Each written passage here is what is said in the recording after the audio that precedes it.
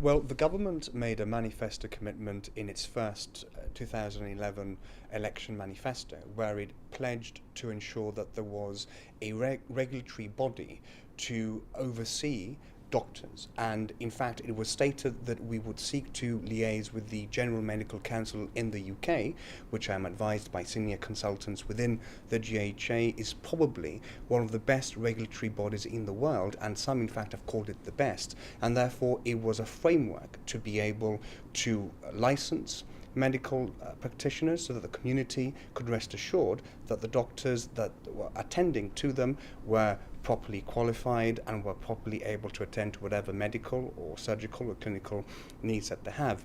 But I am told that historically as well, the Gibraltar Medical Registration Board felt that as a result of European legislation, which were designed for larger states, it in effect meant that they didn't have the resources to be able to meet all of the European requirements which were increasingly placed upon the board, and therefore it made sense to be able to outsource those functions to a body that was well established and internationally renowned, like the GMC.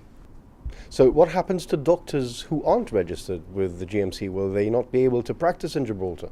Well, the information that I have is that there are 3 doctors who have not been able to register, but I am informed that over 100 doctors have already registered. So the process, although it did sound very complicated to me when it was being explained, is apparently quite straightforward. And in respect of the 3 doctors who have not yet been able to register, I want to reassure the public that we are providing, the GHA is providing every possible assistance to them, and indeed if any fees were to arise for them to have to carry out any additional examinations required by the GMC for them to be able to practice, we have committed ourselves for the GHA to pick up that tab.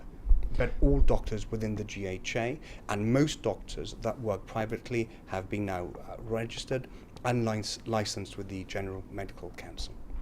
So what happens when you open a vacancy? Will you only accept applications from doctors who are registered with the GMC?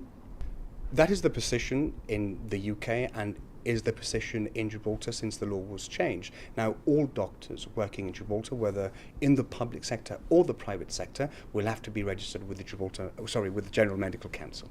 But doesn't that limit you in terms of the doctors that you can? There's some brilliant doctors all over the world who aren't registered with the GMC. Well, remember that there is the question of language, and we expect that all doctors, whether in the public or private sector, will be able to communicate with us in English. And one of the criteria of the GMC registration and licensing is the ability to be able to communicate in English, so that any doctor who wanted to come to Gibraltar to practice, whether French, German or any other European nationality, and who wants to go to the UK or to Gibraltar, wouldn't necessarily have to be able to speak the language.